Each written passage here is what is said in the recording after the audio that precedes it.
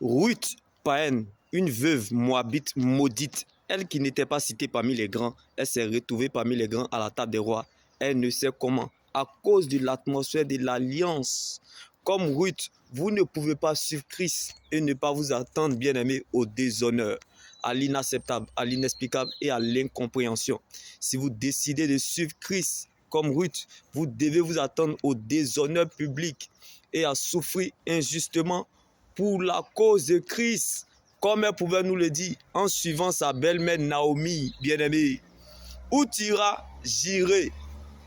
Où tu mourras, je mourrai. Que l'Éternel me punisse avec la plus grande sévérité sur autre chose que la mort me sépare de toi. Ton Dieu sera mon Dieu. Alléluia. Rien et personne ne pourront nous séparer de l'amour de Dieu. Quand nous sommes accusés comme Ruth et que Dieu ouvre le livre de vie, il ne voit plus nos péchés.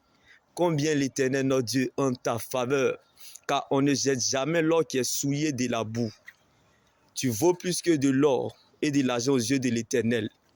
Même si tu es drogué, même si tu es prostitué, même si tu es tué, dans ton péché, comme Ruth, mon Dieu me dit qu'il t'a choisi. Même si, bien-aimé, malgré ton défaut, tes erreurs, tes faiblesses, ton incapacité, ton iniquité, il t'a choisi, car Dieu n'appelle pas les qualifiés, il qualifie ceux qu'il appelle. À tous ceux qu'il a reconnus d'avance, il les a aussi, bien-aimés, prédestinés. Et à ceux qu'il a prédestinés, il les a aussi appelés. Et à ceux qu'il a appelés, il les a aussi justifiés. Et à ceux qu'il a justifiés, il les a aussi, bien-aimés, accordé sa gloire à tous ceux qui l'ont accepté et reçu, sans oublier, cru en son nom. Elle les a donné le droit et le pouvoir de devenir enfants de Dieu. Alléluia. Donc, bien-aimé, sache que Dieu est capable de prendre tes faiblesses pour en faire de ça une force principale comme Gédéon. Et Dieu peut utiliser tes erreurs pour en faire de ça son plan, comme Salomon dans la vie de David. Quand Dieu veut faire revenir les David, il utilise les Absalom, car la douleur rend humble, la pression donne le pouvoir, la souffrance éduque, la longue attente donne de l'expérience et la très longue attente donne une leçon. Dans tous les cas, tu ne seras jamais déçu, car celui qui obéit à Dieu comme Abraham ne sera jamais perdant. Bien-aimé, celui qui réussit comme Saül peut échouer, mais celui qui s'attache au plan de Dieu comme David n'échouera jamais. Car bien-aimé dans le Seigneur, on peut être sur le même sol, mais on n'a pas le même sort. On peut être sur le même sol, mais on n'a pas le même prix. On peut être sur le même sol, mais on n'a pas le même propriétaire. Jésus-Christ n'est pas une option, mais une nécessité. Alors viens voir, va et raconte la parole de Dieu. C'est la seule terre solide sur laquelle nous pouvons nous tenir. Dieu nous appelle toujours par ce que nous aimons et Dieu nous attire toujours par ce que nous désirons. Comme Abraham était dans l'idolâtrie, ses parents furent idolâtres, mais il a fini le père de la foi. Pourquoi? Parce que c'est par la foi qu'Abraham est parti sans savoir où il allait. La séparation vient parfois de Dieu, mais la division vient toujours du diable. Vaut mieux être blessé que de mourir, comme Jacob a dû se blesser à la hanche afin de devenir Israël, bien-aimé.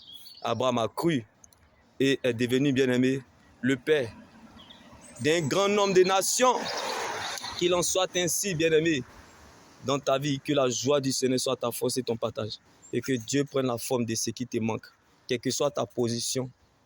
Dieu n'a pas changé sa position, car Jésus est le même hier, aujourd'hui, demain, et il demeure éternellement.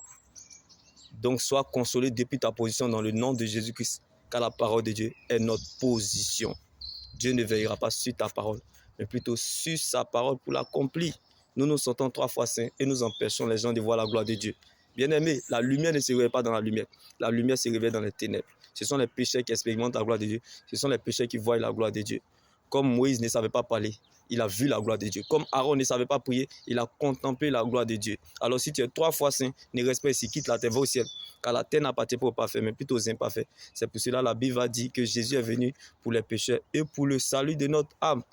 Si tu savais que ceux qui passent la longueur de journée à te rappeler tes péchés et à te montrer du doigt accusateur, avec eux-mêmes aussi des grands problèmes avec le péché, tu esquiveras ces flèches et tu porteras ta croix, tu marcheras avec fierté, car ce qui t'attend est plus grand que ça. Dieu n'arrangera pas, mais ça arrangera ton sujet. Non pas parce que tu as raison, mais parce que tu es sa raison. Toujours nous regardons les péchés des autres en public, mais nous oublions nos propres péchés dans le secret. Alors pour y arriver, changeons nous-mêmes avant de voir les autres changer. Shalom.